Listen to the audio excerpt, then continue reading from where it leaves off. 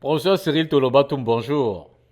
Bonjour, bonjour Monsieur Tipita Tongo. Merci de nous accorder la première réaction. La vôtre, d'abord, en tant que haut cadre au ministère des Sports, proche collaborateur du ministre des Sports, en tant que conseiller technique numéro 2, mais aussi un expert des questions, notamment des relations entre le ministère des Sports et de la FECAFOOT, mais au-delà du sport en général. Nous souhaitons avoir votre réaction à la suite d'abord du courrier de la FECAFOOT euh, adressé à la FIFA, la réponse de la FIFA et puis du communiqué de la FECAFOOT qui réagit à cette réponse relativement à la nomination du staff technique, mais également du staff administratif au sein des Lions indomptables de football. Alors, j'aimerais d'abord vous faire... allô? Oui, je vous suis. Hein. Oui, j'aimerais vous dire que je n'ai pas pris connaissance de la lettre de la FECAFOOT envoyée à la FIFA, Ok. mais c'est la FIFA qui nous en donne quelques détails. D'abord, la date. Mhm. C'est une lettre qui a été envoyée le 6 avril 2024. Et vous vous souvenez que le même 6 avril 2024, le comité exécutif de la FECAFOOT s'était réuni et avait donné 72 heures au président de la FECAFOOT pour leur faire des propositions en vue de la nomination d'un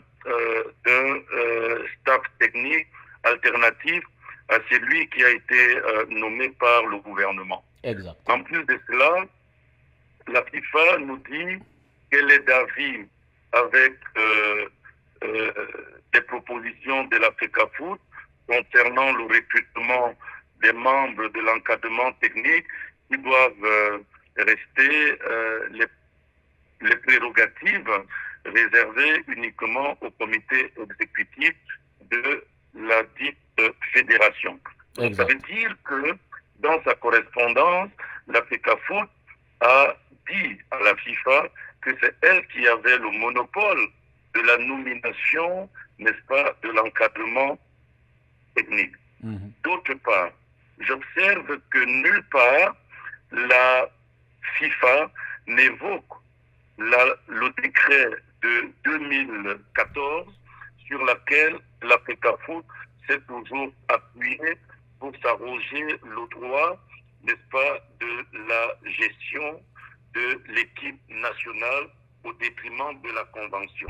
En effet. Donc, j'observe que le seul élément juridique évoqué par la FIFA pour, pour ce qui concerne les relations entre le ministère des Sports et la Fédération camerounaise de football est la convention de 2015. Et bien, comme vous le savez, que la Fédération camerounaise de football n'a jamais voulu prendre en considération. Mhm. En tout état de cause, quelle est la lecture que nous en faisons?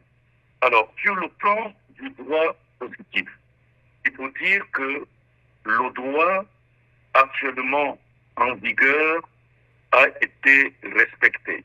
N'est-ce pas? C'est ce qu'on appelle la lex lata. Mhm. Ces droits, en l'état actuel, a donc été scrupuleusement respectés par l'État. Mais, si vous lisez la lettre de la FIFA, elle donne une ouverture pour le futur, pour une possible révision consensuelle de la Convention, Mhm. dans le sens de ce qui serait souhaitable par la Fédération. C'est ce qu'on appelle en droit la lege ferenda. Cette correspondance prouve donc qu'il n'y a pas eu ingérence ou faute de l'État dans le processus du recrutement du staff actuel par le ministre des Sports. Autrement dit, le débat est considéré conclos, la loi n'étant pas rétroactive, la convention n'est pas encore révisée, et la FIFA rappelle deux choses.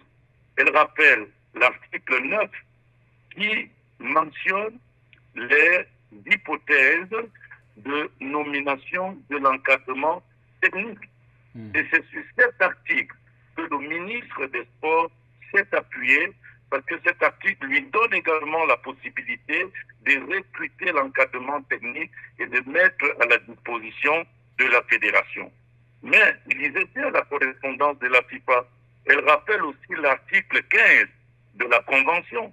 L'article 15 de la Convention dit que, en cas de litige, les parties soulignent l'impérieuse nécessité de privilégier une gestion sereine et concertée du football dans le respect de l'esprit de dialogue, de la solidarité et du patriotisme.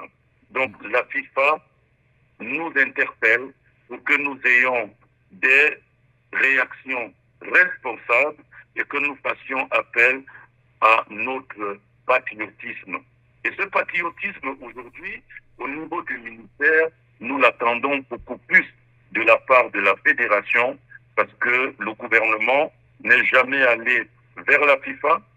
C'est la fédération qui est allée vers la FIFA, probablement pour solliciter une sanction contre l'État, mais cette sanction n'a pas eu lieu puisque la FIFA n'a évoqué ni ingérence, ni quelques sanctions que ce soit.